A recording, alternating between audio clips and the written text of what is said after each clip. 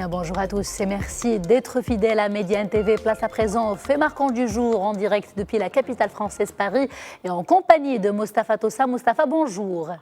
Bonjour Nesrine. Retour d'abord avec vous sur le second débat des primaires socialistes et ce qui a permis à certains candidats socialistes de se détacher. En tout cas, Nesrine, on peut dire que ce second débat a été moins consensuel que le premier. On a senti quelques bouffées de chaleur et d'électricité dans l'air. Manuel Valls a été clairement attaqué sur son bilan en tant que Premier ministre, notamment sur le sujet de l'immigration. Alors, est-ce qu'il a permis à certaines personnalités de se détacher?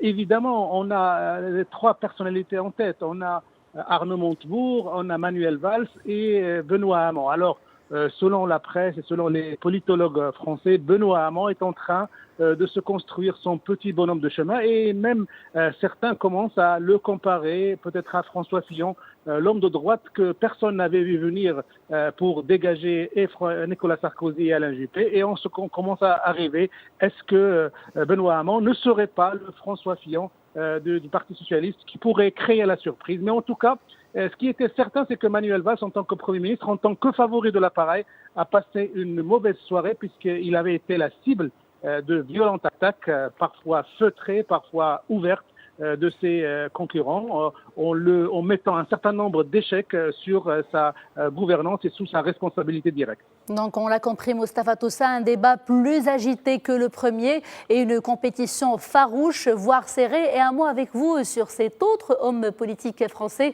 qui est sorti des rangs de la gauche. Il s'agit d'Emmanuel Macron.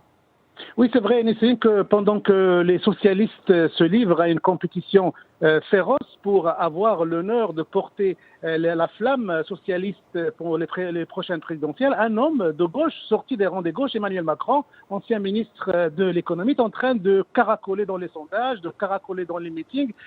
Tous les meetings qu'il organise, il y a foule, il y a beaucoup de gens qui commencent à s'intéresser à cette personnalité et à son destin.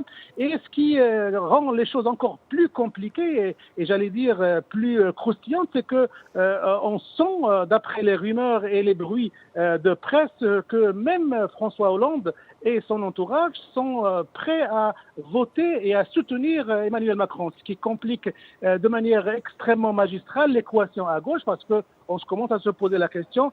Normalement, François Hollande devrait soutenir Manuel Valls, son Premier ministre, mais non. La tendance et la stratosphère politique française indiquent que François Hollande pourrait soutenir Emmanuel Macron. Alors maintenant, est-ce que ce soutien est précieux pour Emmanuel Macron? On dit que chaque fois qu'un candidat a le soutien de l'institutionnel, il a beaucoup de chances de l'emporter, ce qui pose beaucoup de questions sur l'issue de ces primaires socialistes et l'issue du candidat de gauche qui pourrait se qualifier pour le second tour de cette présidentielle. Donc un Macron qui trace paisiblement son chemin et qui vole la vedette, on peut le dire, aux candidats socialistes, notamment Manuel Valls, l'ancien Premier ministre qui était pourtant parti favori. Mostafa Tossa, merci beaucoup pour toutes ces précisions. Merci également à vous qui avez suivi ce journal. L'information sera de retour dans quelques instants. Ce sera en compagnie de Hussam Den Nasr et ce sera en langue arabe cette fois-ci. Quant à moi, je vous retrouve à 8h30 pour un nouveau journal, toujours avec grand plaisir.